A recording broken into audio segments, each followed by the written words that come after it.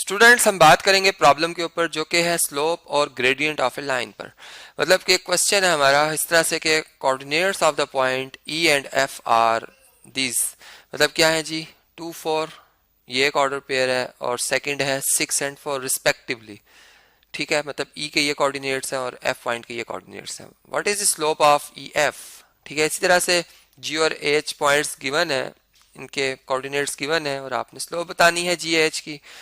अब हम ये देखने जा रहे हैं कि जो हमारे पास स्लोप होती है या ग्रेडियंट होता है वो होता क्या है। ठीक है, मतलब हम जानते हैं कि एक प्लेन के ऊपर 2 डायमेंशंस हैं। ठीक है, 2 डायमेंशंस हैं इस तरीके से, एक है हॉरिजॉन्टल डायमेंशन, एक है वर्टिकल डायमेंशन। जो हॉरिजॉन्टल डायमेंशन है इसे हम कहते हैं एक्स एक्सिस, जबकि जो वर्टिकल डायमेंशन है इसे हम कहते हैं वाई एक्सिस, वाई एक्सिस। ठीक है, अब ऐसा है कि स्लोप कहते हैं राइज ओवर रन को। ठीक है, स्लोप की जो डेफिनेशन है वो होती है राइज डिवाइडेड बाय रन।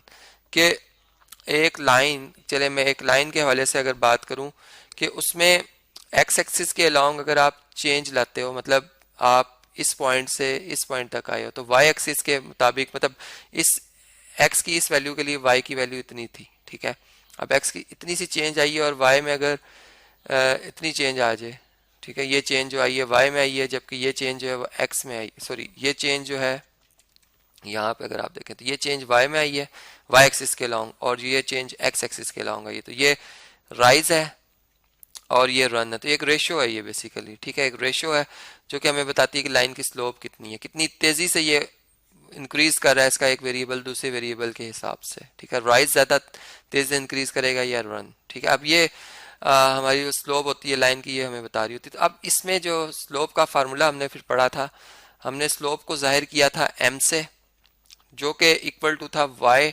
मतलब चूंकि राइज y जो कोऑर्डिनेट होते हैं पॉइंट्स में, ये अगर पहले इसका y1 था पॉइंट, मतलब y कोऑर्डिनेट y1 था तो y2, तो चेंज जो आई है y2 में से y1 माइनस करते हैं डिवाइडेड बाय x2 में से x1 हम माइनस करते हैं।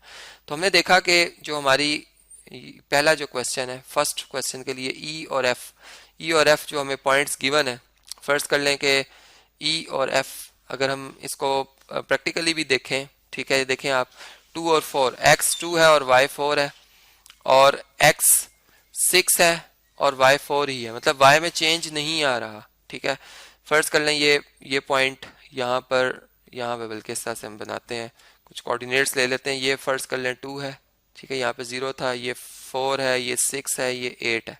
ठीक है, और इसी तरीके से ये पॉइंट हमारे पास यहाँ पर है 2, यहाँ पे है 4, यहाँ पे है 6। ठीक है, आप देखें जो हमारी लाइन है इसको हम ग्राफिकली भी समझ सकते हैं, इसकी स्लोप को भी हम समझ सकते हैं। ठीक है, ये हमारे पास इस तरह से आ रही है। ठीक है, अब इसमें जो हमारा पहला पॉइंट है हमारा E, उसके कोऑर्डिनेट्स 2 और 4 है, x2 और y4, x2 और y4 यहाँ पर है। ठीक है, ये आ गया E पॉइंट।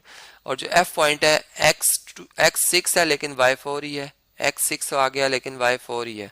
तो आप देखें कि ये F पॉइंट और E और F को अगर हम ज्वाइन करें तो जो एक लाइन बनती है, ठीक है, एक लाइन सेगमेंट या एक लाइन बना दी जाए, तो ये तो पैरेलल टू एक्स एक्सिस है और इसकी स्लोप क्या आएगी, इसकी स्लोप अगर हम न्यूमेरिकली भी देखें तो ये तो 0 आएगी। और आप यहाँ पे भी अगर देखें तो y2 में से आप y1 माइनस कर रहे हैं, ये आपका y1 है, ये आपका y2 है इस पॉइंट का, तो 4 में से आप 4 माइनस कर रहे हैं और x2 माइनस x1 कर रहे हैं, ये x2 है, ये x1 है, तो 6 में से आप 2 माइनस कर रहे हैं, तो 0 डिवाइडेड बाय 4 इज 0, तो स्लोप 0 आई। इसका मतलब कि वो लाइन जो कि पैरेलल टू एक्स एक्सिस है इसकी स्लोप क्या होती है, 0 होती है। इसी तरह अगर हम सेकंड क्वेश्चन को देखें तो सेकंड क्वेश्चन में जो x कोऑर्डिनेट है वो 4 और y2 है, x कोऑर्डिनेट 4 और y7 है, मतलब x में चेंज नहीं आ रही, y में चेंज आ रही है। ठीक है, तो अब यहाँ पर चलें इसको भी प्लॉट कर लेते हैं कि x4 कहाँ पर होगा, यहाँ पर, लेकिन y2 है, तो ये देख सकते हैं आप यहाँ पर, ये पॉइंट हमारा कौन सा है जी, ये G पॉइंट है। ठीक है, अब H पॉइंट कहाँ पर है, x4 ही है लेकिन y के लॉन्ग हम 7 तक आएंगे, तो फर्स्ट करें ये 7 है। ठीक है, ये यहाँ पर इतनी हाइट पर ये 7 है, तो ये हमारा H पॉइंट है। अब अगर G और H को मिला दें आप इस तरीके से, तो यहाँ पर अब स्लोप नहीं है, मतलब यहाँ पर स्लोप हम कहेंगे कि नहीं है। ठीक है, नो स्लोप। अब क्यों नहीं है स्लोप, या हम ये कह सकते हैं कि अनडिफाइंड हो रही है, इसलिए कि न्यूमेरिकली अगर आप देखें, न्यूमेरिकली देखें तो हमारे पास जो m2 बना, ये मतलब इस लाइन की स्लोप m2 है और इस लाइन की स्लोप m1 है, ठीक है। तो जो यहाँ पे बल्कि m1 लिख देते हैं, तो ये हमारे पास y में जो चेंज आ रही है 7 में से 2 माइनस कर रहे हैं, y में तो चेंज आ रही है लेकिन x में चेंज नहीं आ रही, x में चेंज नहीं आ रही, x अपनी जगह पर स्टिल है। तो इसका मतलब कि 5 डिवाइडेड बाय 0 इज अनडिफाइंड, ठीक है। तो उसकी स्लोप हम कहेंगे कि नहीं है। तो स्लोप से हमें इस बात का यहाँ से फिर ये अंदाजा हुआ कि वाकई स्लोप जो है हमें ये चीज़ बता रही होती है कि एक वेरिएबल में जो चेंज है, खासतौर पे जो हमारा एक्स वेरिएबल है उसके हवाले से हम देख रहे होते हैं कि उसमें चेंज आ रही है और उसका अफेक्ट वाई पर कितना पड़े, क्योंकि एक्स हमारा इंडिपेंडेंट वेरिएबल होता है और जो वाई हमारा वो डिपेंड कर रहा होता है। तो इंडिपेंडेंट वेरिएबल में मामूली सी चेंज लाने से डिपेंडेंट वेरिएबल में जो चेंज आती है वो बताती है कि स्लोप क्या है, ठीक है, वो बताती है कि स्लोप क्या है। और अगर चेंज मतलब दूसरे वेरिएबल में ना आ रही हो तो हम कह देते हैं कि स्लोप जीरो है, ठीक है, ग्रेडियंट इसका जीरो है। और अगर चेंज मतलब देखें एक्स में चेंज नहीं आ रही थी तो इसका मतलब हम इसमें स्लोप नहीं ले रहे, इसमें स्लोप क्या है हमारी, नो स्लोप, ठीक है यहाँ पर। और वैसे मैथमेटिकली देखें तो ये एक अनडिफाइंड नंबर आता है। तो ये था जी स्लोप और ग्रेडियंट ऑफ ए लाइन के ऊपर प्रॉब्लम जो कि हमने समझा।